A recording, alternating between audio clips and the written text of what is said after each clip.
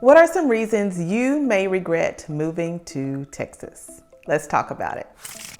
I'm Keela McGraw, your favorite Dallas-Fort Worth, Texas realtor. And if you are thinking about relocating to an area, Texas is probably a state that's high on your list. As a realtor, I know how important it is to gather facts before you make that big move. I relocated here over 2 decades ago from another state, and as did my husband. And we know firsthand what it is like to move to Texas after living in another state. And we help a lot of people move from other states to Texas. Now, we love living in Texas and we have no plans whatsoever in moving. And we know that no state is perfect. But let's dive into a few things that may make you second guess moving to Texas. One of the first things that people think of when they think of Texas is the heat. And the heat in Texas is real. The summer of 2023 will go down as Texas's second hottest summer ever. So we know living in Texas, you're going to experience those 100-degree days. For example, Dallas-Fort Worth averages about 20 100-degree plus days a year. But there are going to be summers where you have more than your average 20 days of 100+ degree temperatures. In fact, in 2023, there were 55 days of 100+ degree temps. So if you're relocating to Texas and you're coming from a warmer climate state like Florida or even Arizona, the heat probably won't affect you as much. But if you're coming from up north, you're going to have to get used to this Texas heat. So just know that if you're relocating to Texas, heat is going to be one of those things that you're going to have to get used to. Another thing that is kind of becoming an issue depending on where you live in Texas is the traffic. If you live in one of the larger metropolitan areas like your San Antonio, Dallas, Fort Worth, Austin, Houston, El Paso even, you will probably be experiencing some type of traffic, and the traffic over the years has definitely grown. According to Texas A&M's Texas Transportation Institute, the number of registered vehicles in Texas has risen by 172% in the past 4 decades. In that same period, highway capacity has only increased by 19%. So you can only imagine the number of drivers that have entered our state versus the amount of highway accessibility and capacity being very minimal. We're experiencing more traffic. So it's not in your head, folks. We are experiencing more traffic here in Texas. Texas has definitely experienced a huge population increase. According to the U.S. Census Bureau, Texas adds about 1,100 people per day, which results in more vehicles on our Texas roadways. On top of all of this, there was a recent study that was done that Texas tops the list of the worst drivers of any state. With the addition of extra drivers on the roads, of course we have more toll roads, but toll roads cost money, and we're always trying to figure out the best way to save time, and toll roads is one avenue to do that. But if you're not used to paying toll roads, it is an extra expense on top of fuel, auto, repair and upkeep.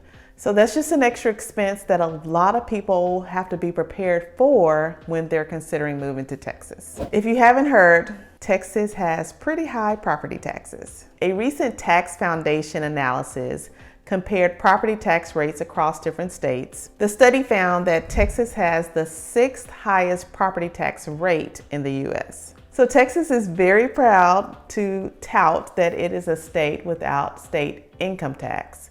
But the flip side of that is that Texas does have pretty high property taxes. The rising home values over the past few years have definitely increased those property taxes. But I will say that the property taxes do help just various aspects of living in the state of Texas, including the schools, the infrastructure of the roads, police departments, fire protection, hospitals. So yes, Texas does draw a lot of people in. It kind of makes them give Texas the side eye when they see how high the property taxes are. Now, currently the state legislation is trying to find ways to minimize the property tax burden, but we all know that that could be minimal, and we're not quite sure what that's going to look like in its finality. And allergies in Texas is a real thing. We've heard of people who have moved to this state and experience allergies like they have never experienced before. In fact, we even had a homeowner that reached out to us, and he originally was from Oregon, but he had relocated to Texas,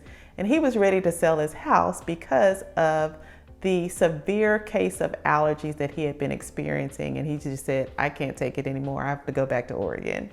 So allergies are a real thing here in Texas. There are some notable kind of high pollen seasons throughout the year. You have your ragweed and elm that is usually in the fall. You experience more cedar pollen in the winter, and then all of the other tree pollens you're going to experience in the spring when things are blooming, and even bleeding into June. So yes, we have allergy issues year-round, and it's not uncommon for folks to get on some type of allergy medicine to kind of offset some of those symptoms that they experience, because it's almost like having a cold when they have these allergy bursts.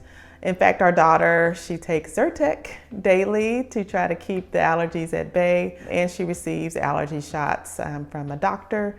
So allergies are something that is not a fun thing to experience in Texas, and a lot of people don't even know how severe the allergy issue is here. And there is a study out there that shows that Texas is the 10th worst state for allergies. So it's not in your head. It's a real thing. So something that's been coming up just a lot more frequently over the past few years, I would say, deals with the Texas electric grid.